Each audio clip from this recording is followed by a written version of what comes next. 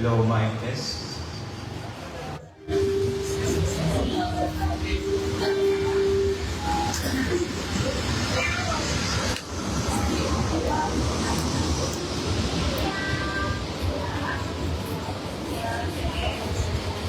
Hello, mic test.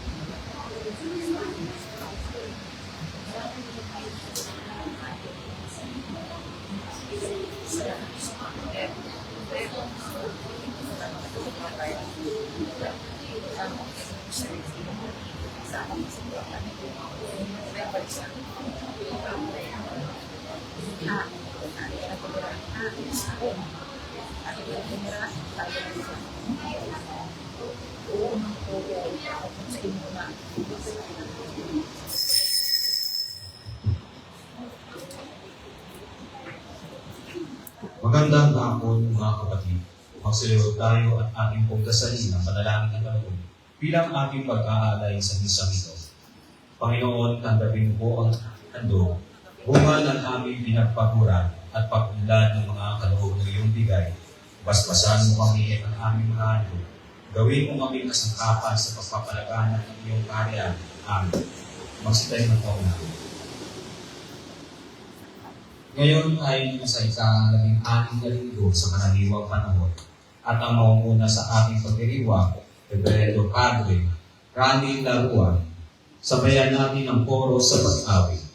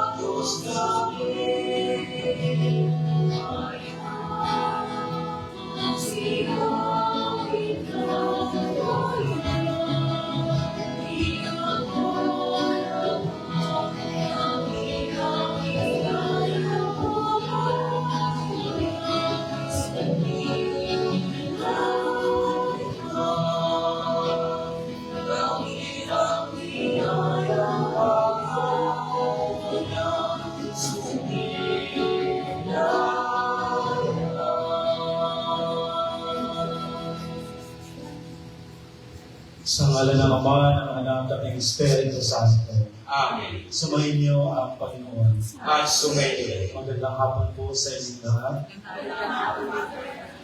Mga kapatid, aminin natin ang ating mga kasalanan pang tayo maging marapat umanap sa banal na pagdiriwang.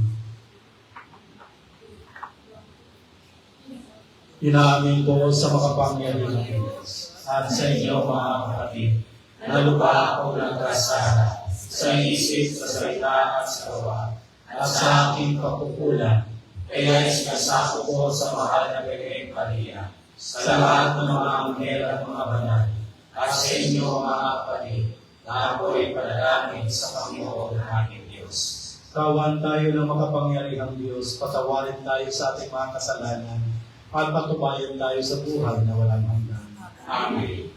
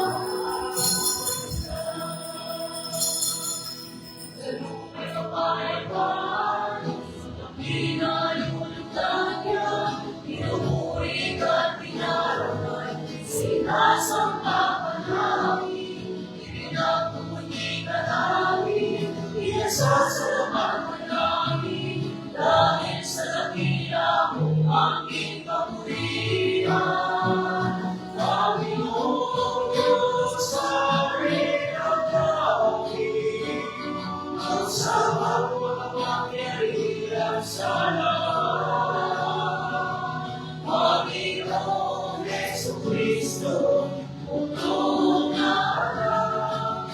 Panginoong Diyos, Kordero Diyos, na lahat ng Ama.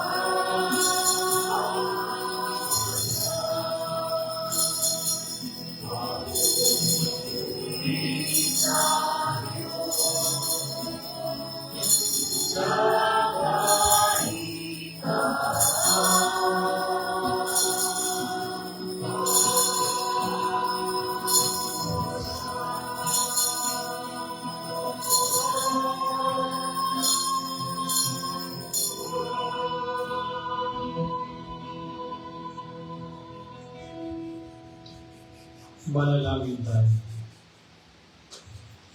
Ama naming makapangyarihan, kalugdan mo kami at pagbigyan ng magamit ng kalugong karagdagan upang sa maalam naming pananalig, pag-asa at pag-ibig, kami manalangin tumatalima sa iyong kautusan sa pamamagitan ni Jesucristo kasama ng Espiritu Santo, magpasa walang hanggan. Amen. Magsiupo na po ang lahat. Bagamat hindi bahin ni Abraham na ang kanyang panahuin ay ang Panginoon, magiliw pa rin niya itong binanggap at pinaglingkuran. Siya ay tinularan ni Marta at Maria sa kanilang pagtanggap kay Jesus sa Ebanghelyo. Ang unang pagbasa. Pagbasa mula sa aklat ng Henesis.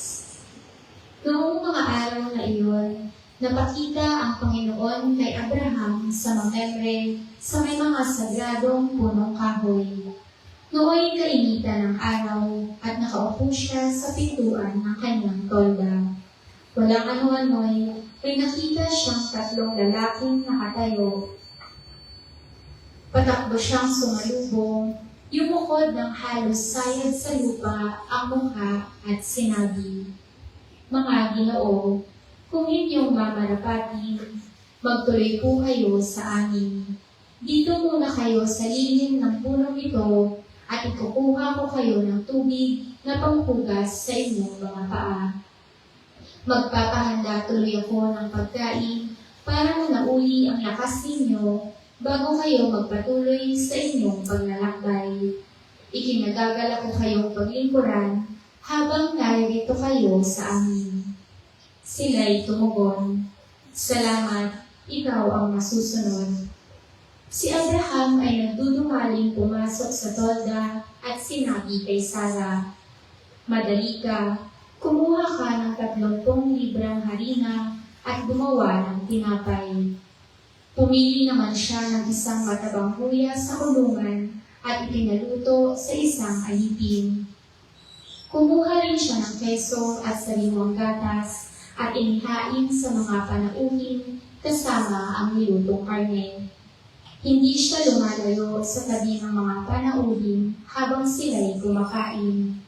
Samantalang sila'y kumakain, tinanong nila si Abraham, "Nasaan ang asawa mo, si Sarah?" "Nandoon po sa tolda," tugon naman nito. Sinabi ng panauhin, "Babalik ako sa 1 taon sa ganito ring panahon, at pagbabalik ko'y may anak na siya." Ang salita ng Diyos. Salamat sa Diyos.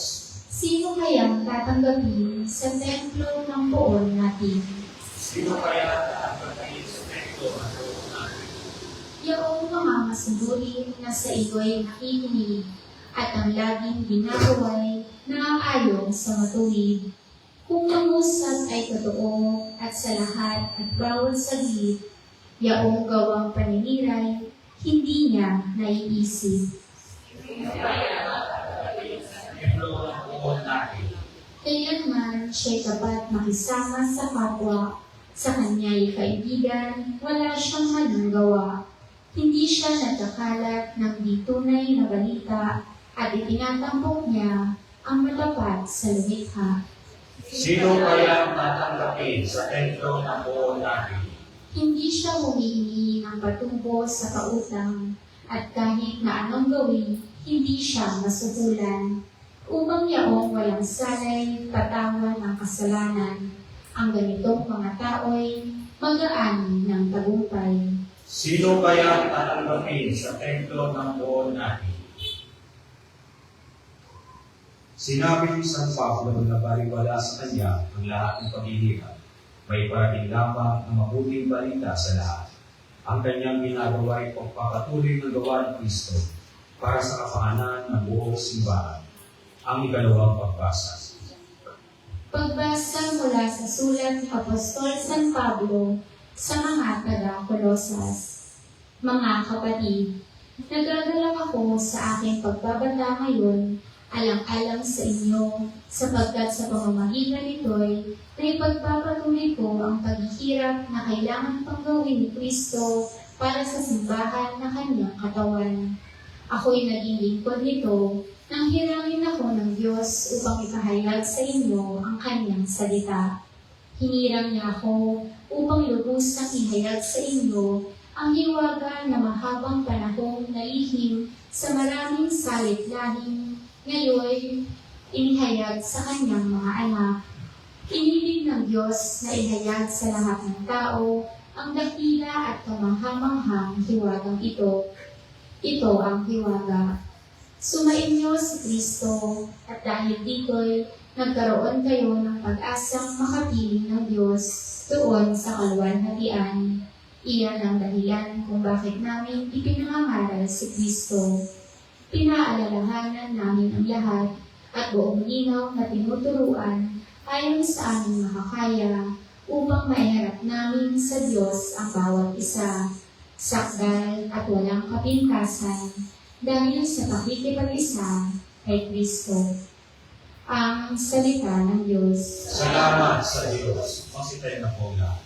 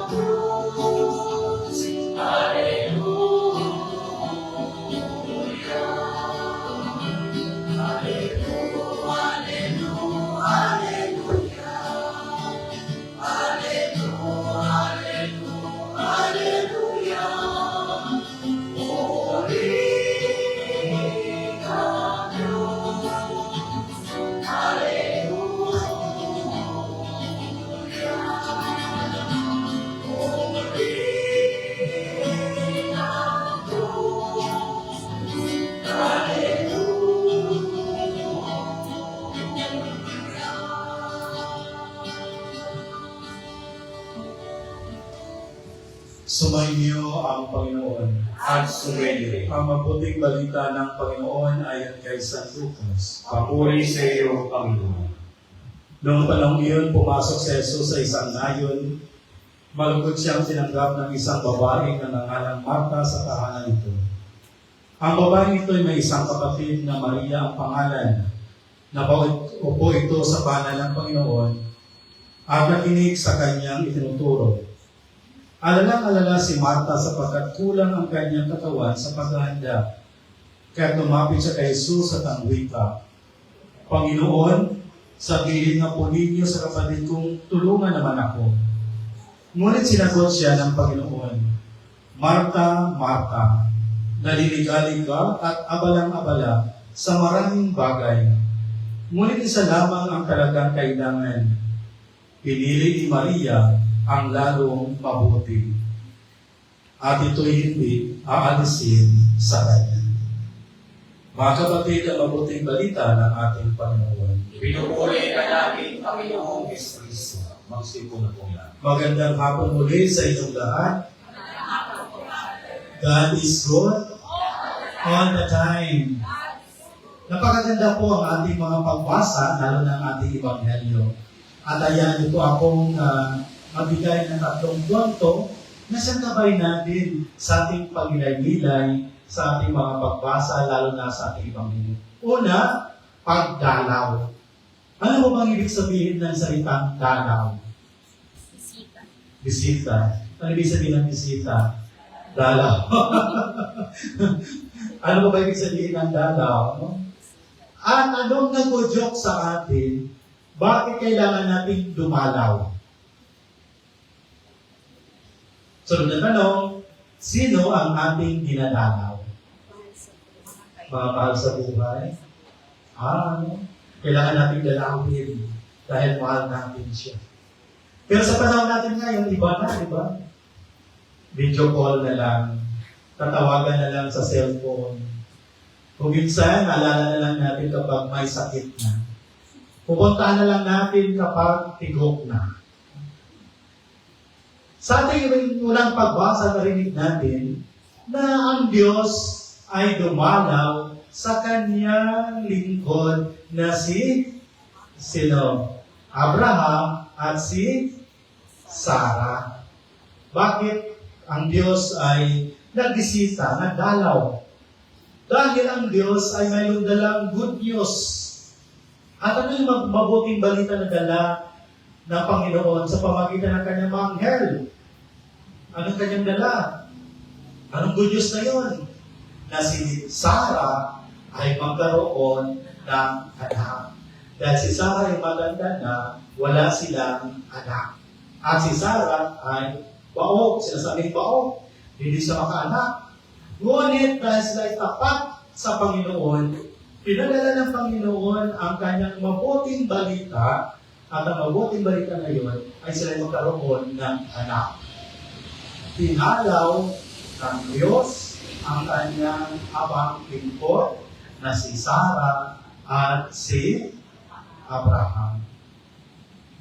Tayo mga kapatid, hinahamon din tayo ng Diyos, kailangan natin dalawin. At sila yung ating dinadalaw. Hindi si Jesus ang dumadalaw sa atin. Tayo ang dumadalaw sa Diyos sa pamamagitan ng ating pagdalo ng banal na misa. Amen? Kapag tayo dumadalaw sa banal na misa, dinadalaw natin ang Diyos. Dahil ang Diyos ay nandun sa presensya ng banal na Eucharistia.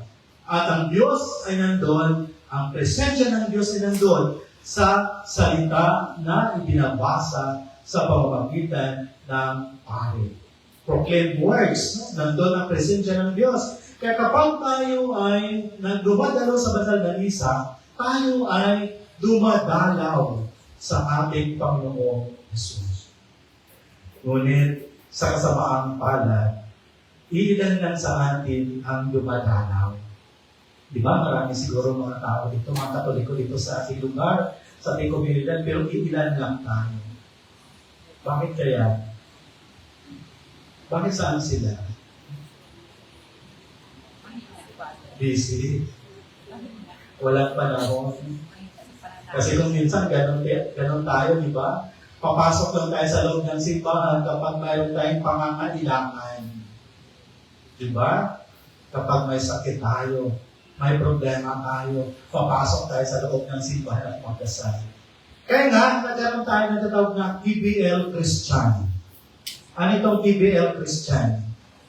Makikita lang kapag mayroong kasal. Makikita lang kapag mayroong binyag. At mayroong libing. PBL Christian. Papasok lang sa loob ng simbahan kapag may pangangailangan. Pero naman tayo, di ba? Parang ginagawa na lang natin na last option ang Diyos. Halimbawa, kapag tayo ay may sakit, saan tayo pupunta? Sa doktor, sa hospital, magpa-check up. At sasabihin ng doktor, mayroon kang 5-stage cancer. Saan ka pupunta? Saan? Hindi agad maniwala. Saan pupunta? Magpasikat, opinion sa ibang doktor. At sasabihin ng doktor, i-confirm ng doktor, totoo nga, mayroon kang sakit, 5-stage cancer. Ano sasabihin natin? Ipasa Diyos na lang natin. Amen? Di ba last option na lang ang Diyos? Papasok tayo sa loob ng simbahan, di ba makita natin dyan sa Baclaran, dyan sa Quiapo, may mga pumapasok mula sa pintuan hanggang sa altar, lumuluhod, bakit man may pangangailangan. Malaki ang pangangailangan, malaki ang kanyang hinihiling sa Panginoon. Kaya, ito yung hamon sa atin, dumanaw tayo. Ang simbahan natin ay bukas, walang pinipili.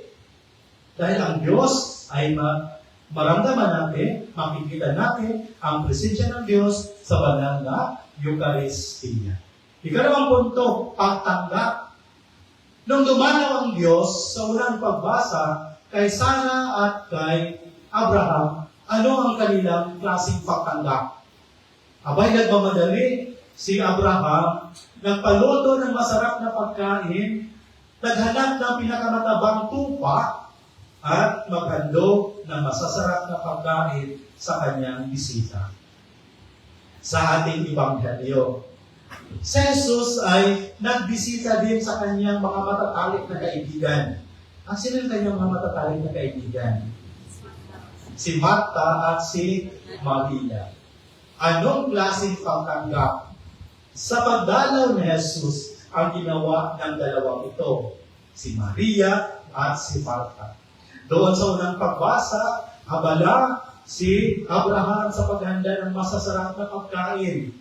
Dito naman sa ating unang pagbasa, dalawang tao, dalawang babae, si Marta at si Maria. Si Marta, siyang abala sa gawaing bahay.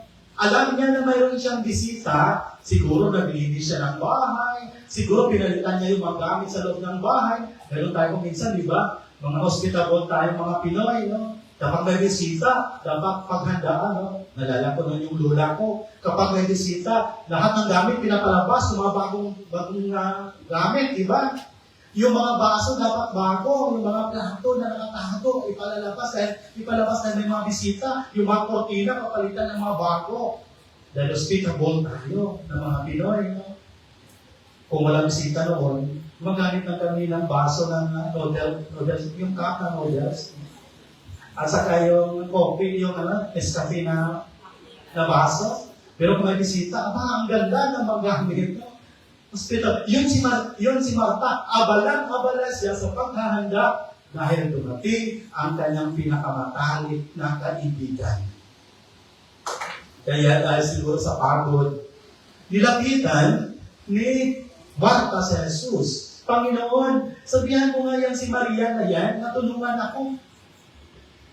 Abalang-abalang ako dito, pagod ako dito. Siya saan? Nandun siya sa harapan ni Jesus, nakikinig sa mga mensahe at sa mga pangangaral ng Panginoon.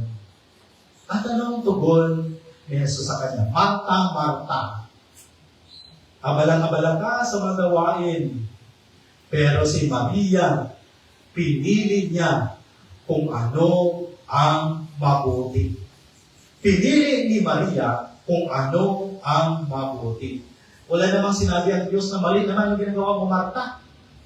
Pero, si Maria lang ang may pinakamahalagang ginawa. mabuting ginawa at talaga na ginawa. Nakikinig siya sa salita ng Diyos. At ano yung salita ng Diyos? Saan natin yung maririnig? Sa banal na misa. Amen? Bakit iilan lang niya gusto makinig? Dahil kaya kang Marta, abala din tayo. Abala sa mga gawaing bahay. Abala sa mga, diba, sa mga activities natin sa labas. Yan ang madalas ang Pastor Father, naghahanap buhay. Kaya wala kami pa naman magsimba, Father, dahil naghahanap buhay. Ano po bang ibig sabihin ng hanap buhay? Hello? Ano po ba ibig sabihin ng hanap buhay? Naghahanap ng pagkain? Naghahanap ng... Yun ba ibig sabihin ng hanap buhay? Kaya marami sa atin ang naghahanap buhay, ngunit walang kabuhay-buhay ang buhay. Totoo. Di ba? Naghahanap buhay nga tayo, ngunit walang kabuhay-buhay ang buhay. Halimbawa, naghahanap buhay tayo, nagtatrabaho tayo, ilang oras sa isang araw, pagdating, pagod na pagod, parang nantang gulay, yun ba ang may kabuhay-buhay? Ano ibig sabihin ng hanap buhay? Sa paghahanap buhay natin, masungkunganawan natin ang totoong buhay. Dahil hindi lahat ng naghahanap buhay may buhay. Naguluhan sila. Ang paghahanap buhay, hindi yung pagkain para mabuhay. Ang totoong paghahanap buhay, nasumpungan mo ang buhay. At saan natin masumpungan ang buhay? Sa banal na Eucharistia. Dahil ang pinaka-basic na teolohiya ng Eucharistia, si Jesus ay nawalan ng buhay upang tayo magkaroon ng buhay. Si Jesus ay namatay, inalay niya ang kanyang buhay. Para ano? Para tayo ay mabuhay. Kaya, kapag kung kailangan natin ay buhay, pumasok ka sa loob ng simbahan. Makinig tayo sa salita ng Diyos, at tumanggap ng kanyang katawan upang tayo ay mabuhay, upang tayo magkaroon ng buhay na walang hanggan. Kaya mga kapatid, nawa ay maging kapareho tayo kay Maria. Na si Maria, may panahon sa pakikinig, may panahon sa presensya ng Diyos, may panahon na kung saan mananatili kasama ang Diyos sa kanyang buhay. Kasi kung minsan abalain tayo, marami tayong mga attachment sa buhay. Marami tayong mga gawain sa buhay. Ngunit mga kapatid, tingnan din po natin na tayo din ay may responsibilidad bilang mga anak ng Diyos. Mayroon po tayong responsibilidad bilang binyagan. Ang responsibilidad natin ay makiisa sa banal na Eucharistia, at higit sa lahat, makiisa sa pagdiriwang ng banal na misa, pagtanggap ng banal na komunyon upang tayo ay magkaroon ng buhay na walang hanggan. Ang mahalaga ang presensya ng Diyos. Ang mahalaga ang pakikiisa sa Diyos. Kaya sabi ni Jesus sa Ebanghelyo kay Maria, pinili ni Maria kung ano ang mabuti. Ibig sabihin, ang mabuti sa harapan ng Panginoon ay ang pakikinig sa salita ng Diyos. Ang mabuti sa harapan ng Panginoon ay ang nasa loob ng simbahan, nakiisa sa banal na Eucharistia, at upang maramdaman natin ang presensya ng Diyos. Ay katong punto ay pagsasabuhay. Hindi naman pagtanggap kay Jesus sa kanyang pagdalaw kay Jesus sa banal na Eucharistia, ang mahalaga ay ang ating pagsasabuhay nito. Dahil hindi lahat na pumapasok sa loob ng simbahan na isabuhay kung ano ang itinuturo ng ating Panginoong Jesus, ng ating Panginoon. Dahil ang totoong namumuhay ng salita ng Diyos, ito ay ginagawa sa pang-araw-araw na pamumuhay. Dahil ang totoong misyon natin ay hindi lamang dito sa loob ng simbahan. Ang totoong misyon ay nasisimula sa paglabas natin ng pintuan ng ating simbahan. Dahil hindi lahat ng mga tao na sa loob ng simbahan ay nagkaroon at nabuhay na ayon sa salita ng Diyos. Santo Seno, yung mga lingkod ng simbahan, yung mga palaging nasa loob ng simbahan, sila pa kung minsan yung hindi marunong makipagkapwa. Sila pa kung minsan yung hindi marunong ngumiti sa kanilang mga kapitbahay. Kung sila pa yung mga lingkod sa loob ng simbahan, sila pa kung minsan yung mga rason bakit yung iba ayaw nang pumasok sa loob ng simbahan. Ang totoong pagtanggap sa ating Panginoong Jesus ay ito ay isinasabuhay natin sa ating pang-araw-araw na pamumuhay. Ulitin ko, ang misyon ay wala dito sa loob ng simbahan. Kahit araw-araw kang magdasal, araw-araw kang magnalupinan dito sa loob ng simbahan, hindi ka mailigtas ng iyong pagdarasal. Lumabas ka. Ang misyon nandun sa labas. Sabi nga na-assign po ako kasi nung kalilipat ko lang kasi sa Coronation House namin sa Quezon City. Na-assign po ako sa Nagbuta City. Kaling parish na administrator po ako sa Quasay Parish ng Diyos na Senjura de los Remedios, Quasay Parish na Nabutas. No? Sabi ni Cardinal Ambo na ang mission natin ay hindi lamang church as maintenance, bagkus nawa ay maging church as missionary tayo. Hindi lang tayo dito sa loob ng simbahan, lalabas tayo. Nandun ang mission sa laylayan ng ating simbahan, na sa laylayan ng ating lipunan. Dahil ang mission ay nasa labas. Hindi para bagang namimingwit tayo sa loob ng aquarium. Na-try yung mamingwit sa loob ng aquarium. Dapat mamingwit ka para doon sa labas, karagatan. No? Kaya lumabas tayo, mamingwit tayo. Hindi sa aquarium, sa labas. Doon yung mission. Ang mission natin, nagsimula kapag tayo lumabas sa ating mga comfort zones sa labas ng ating simbahan. Kung paano natin sinasabuhay ang ating natanggap na salita ng Diyos. Mga kapatid, sa ating pagpapatuloy nitong banal na misa, ipanalangin natin sa Panginoon na may mapagbilang-bilayan natin kung ano po ang ating misyon sa mundong ibabaw na ito. Na ang misyon natin ay kung paano isabuhay, ipalaganap ang salita ng Diyos at atin itong isinabuhay. Kung atin itong makamtan, kung atin itong magampanan, tayo ay mabuti sa harapan ng Diyos. Naway kapareho tayo kay Maria sa ating Ebanghelyo na mayroon tayong puso sa pakikinig sa salita ng ating Panginoong Jesus. Amen. Ipahayag natin ang ating pananampalataya, sumasampalataya Sa Diyos naman makapangyarihan sa lahat, na may gawa ng langit at lupa. Sumasampalataya ako kay Jesucristo, isang anak ng Diyos, Panginoon nating lahat. Nagkatawang tao siya lalang ng Espiritu Santo, ipinanganak ni Santa Maria Magdalena, pinakasakit ni Poncio Pilato, ipinako sa krus na matay initin, nanawag sa kinaraholan ng mga lumao, na may 3 araw na buhay ng mga muli, umakyat sa langit, nalulunok sa kanan ng Diyos ang makapangyarihan sa lahat. Doon magmumula ang pariligo at uukong sa nabubuhay ng namatay na tao. Sumasampalataya naman ako sa Diyos Espiritu Santo, sa banal na simbahang Katolika, sa kasamahan ng mga banal, sa kapatawaran ng mga kasalanan, sa pagkabuhay ng muli na namatay ng tao, at sa buhay na walang hanggan. Amen. Dumudulog kayo kami sa iyo, Ama, mapakalugod namin may sabuhay ang iyong pag-ibig, nang sa gayo'y magiliw at mabuti namin mapagtitunguhan at mapaglingkuran ng aming kapwa. Kung di wala kaming lumalangin, Ama, dinggin mo ang aming panalangin. Ama, dinggin mo ang aming panalangin.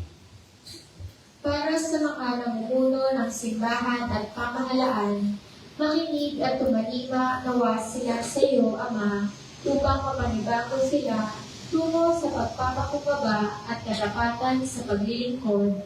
Manalangin tayo. Ama, dinggin mo ang aming panalangin. Para sa mga nag-aalay ng sarili sa pangangalaga ng kanilang pamilya, mga may sakit, at mga lubhang nangangailangan.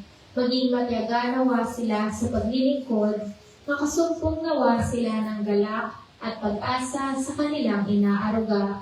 Manalangin tayo. Ama, ibigin mo ang aming panalangin. Para sa mga lubhang nababahala dahil sa suliranin sa trabaho, tahanan, at iba pang kadahilanan, gabayan mo nawa sila, Ama, upang malampasan nila ang anumang kanilang dinadala. Manalangin tayo. Ama, ibigin mo ang aming panalangin. Para sa mga may sakit, matatanda, may kapansanan at mga nasa bingit ng kamatayan, aliwin nawa sila ng Espiritu mo, Ama, upang sa kanilang pagdurusa, maalala nilang kaisa nila si Jesus. Manalangin tayo. Ama, ibigin mo ang aming panalangin. Sa ilang sandali ng katahimikan, itaas natin sa Diyos ang ating mga pansariling kanhilingan, gayon din ang mga pangangailangan ng ating pamayanan.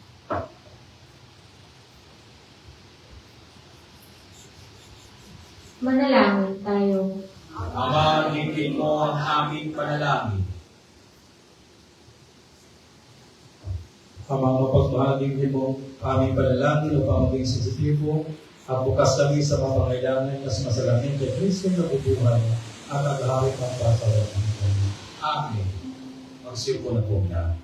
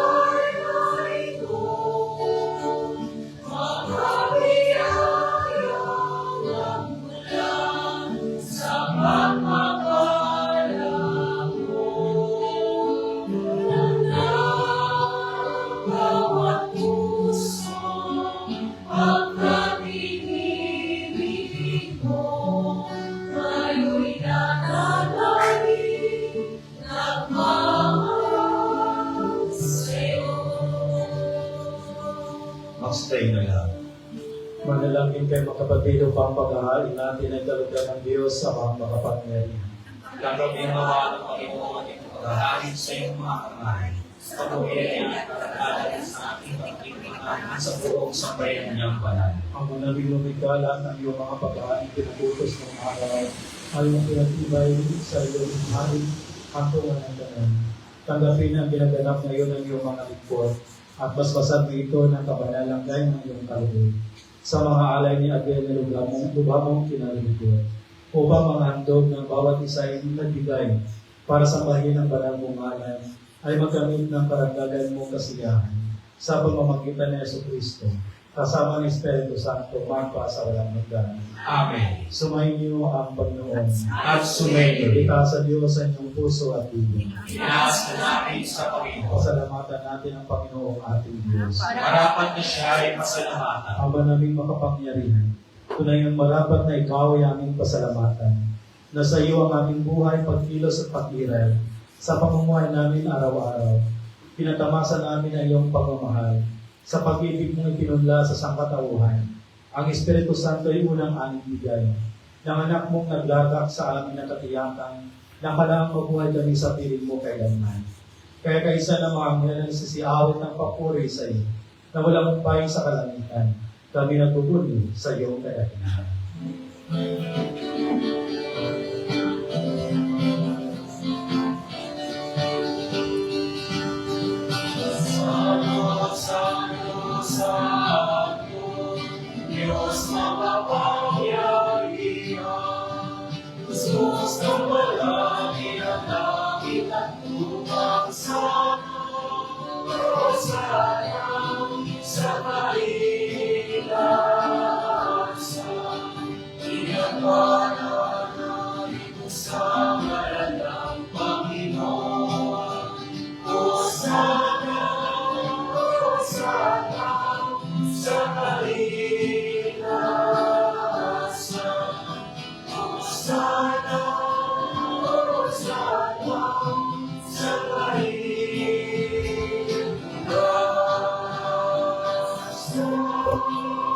Magsulong na po ang lahat. Ama naming banal, ito ang bukal ng kanyang kabanalan. Kaya sa pamamagitan ng Espiritu gawin mong banal ang kaloob ng ito, upang para sa amin maging katawan at dugo ng aming Panginoon Yesu Cristo. Bago niya pinag-iisang ko sa loob na maging handog, ginawakan niya ang tinapay, pinasalamatan niya, pinaghati-hati niya iyon, iniabot sa kanyang mahalaga at sinabi, tanggapin yung lahat ito at kanin. Ito ang aking katawan na ihahandog para sa inyo.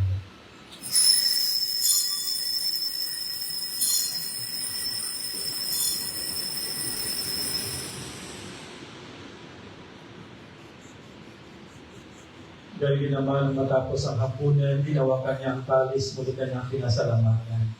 Iniabot niya ang talis sa kanyang malagad at sinabi, tanggapin yung lahat ito, tinumingin itong talis ng aking dugo, ng bago at na walang hanggang kitan.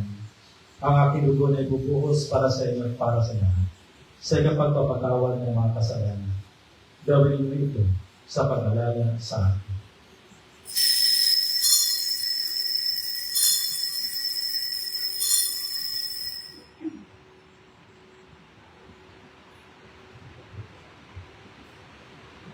Ipagbunyi natin ang misteryo ng pananampalataya.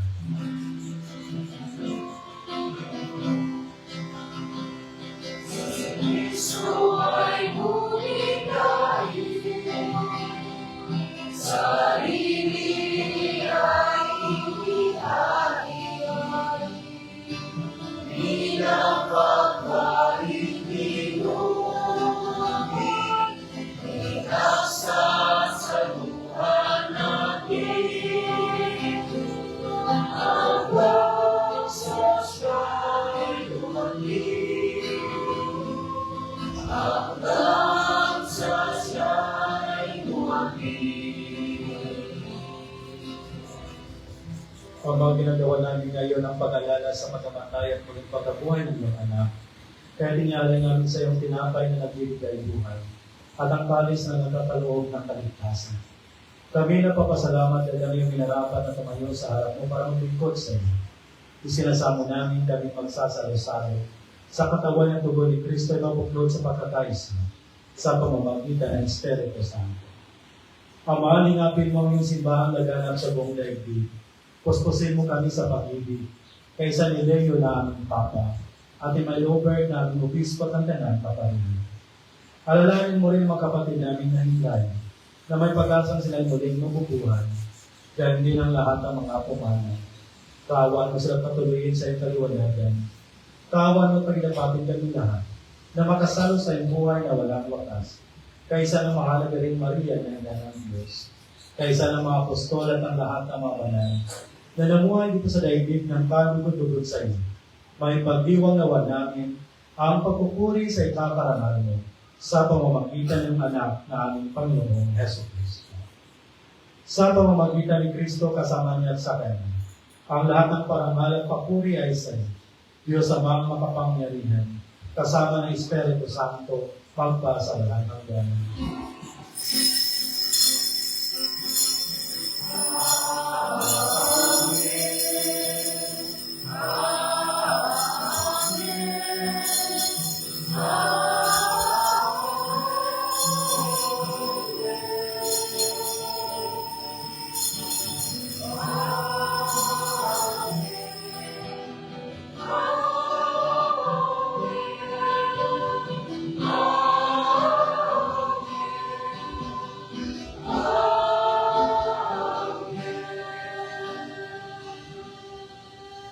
Sa tagubilin ng mga nakagagaling na utos sa turo ni Jesus na Panginoon natin ang Diyos, ipayag natin ang atas doon.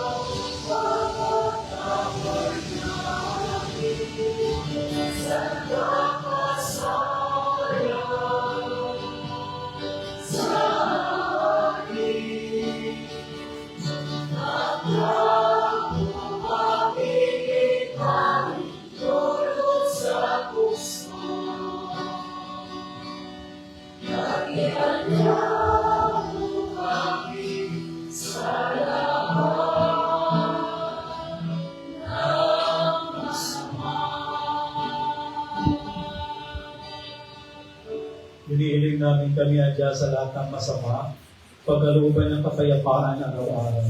Iligtas sa kasalanan, ilayo sa lahat ng kapahamakan. Samantalang aming pinananabigan ang nagilang araw ng pagpapahayag ng tagapagligtas namin sa Yesu Cristo.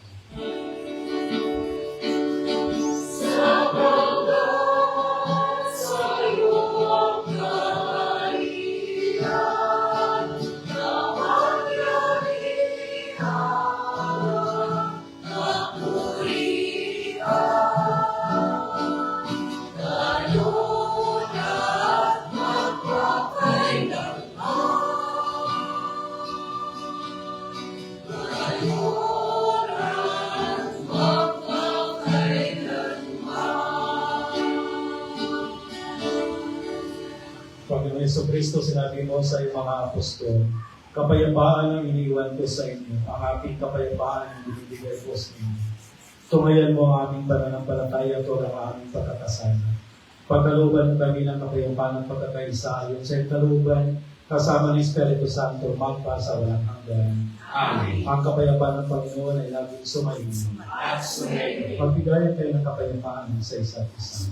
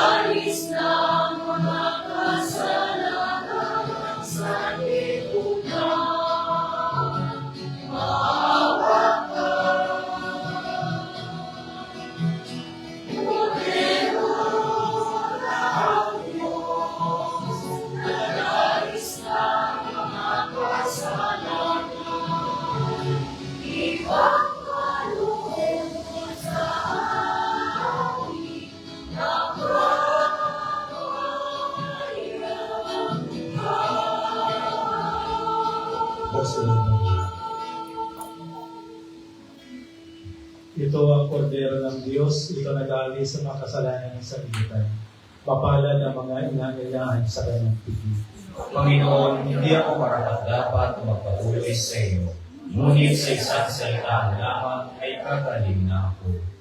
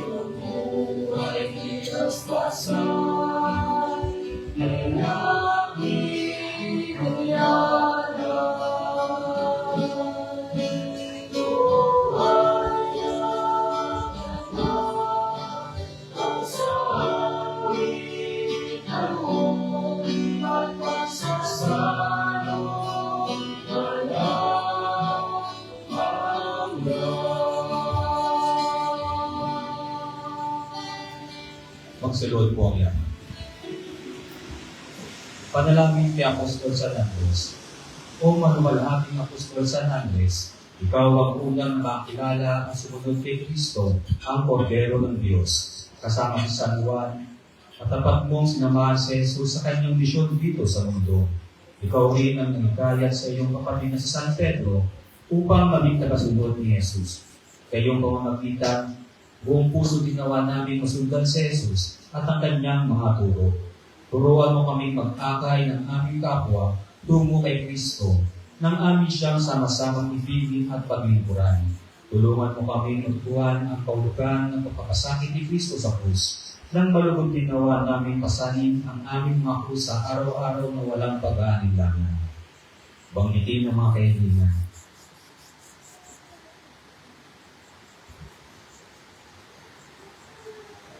Ama naming makapangyarihan, kami nakikiusap na iyong kaunlakan sa hindi namin kami laging idalangin sa iyong harapan. Ni Apostol San Andres na nangaral at nasiwa sa iyong sambayanan sa pamamagitan ni Jesucristo kasama ng Espiritu Santo magpa sa walang hanggan. Amen. Apostol San Andres, nagalangin mo kami. Magsitay na po na.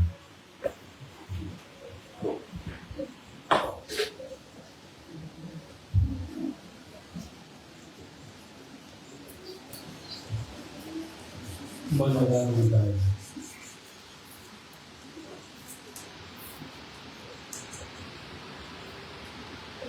Ama namin mapagmahal, manatili kang kapiling ng iyong sambayanan na ngayon pinapakinabang mo sa iyong sariling buhay. At dahil mo kaming pasulong na makaakbang mula sa dati naming pagkamakasalanan, patungo sa pagbabago na dudulot ng iyong kabutihan sa pamamagitan ni Jesucristo kasama ng Espiritu Santo, magpasa walang hanggan. Amen. Magsiupo muna po lahat. Mga announcement. Nagsimula na po ang preparasyon para sa First Communion na gaganapin sa Agosto 23, 2025. Para sa mga nais pang umabol, may pag-ugnayan lamang po sa inyong bawat coordinator o sa parish office.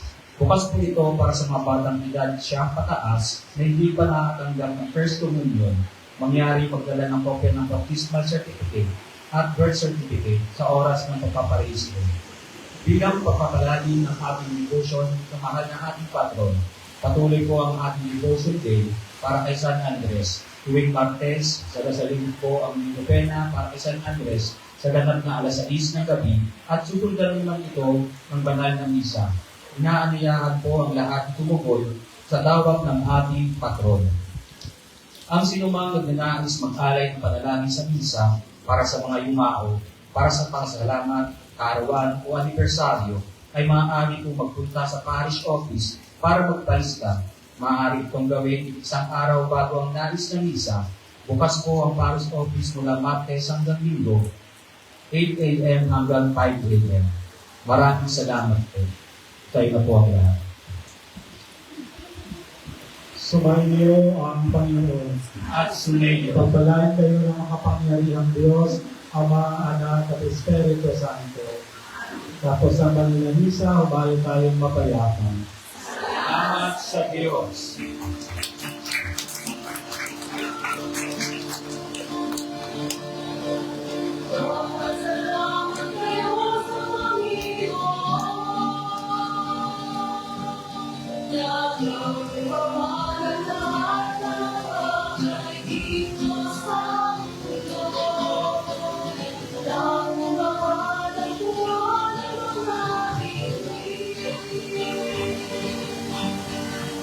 Ang magbigay ng liwanag.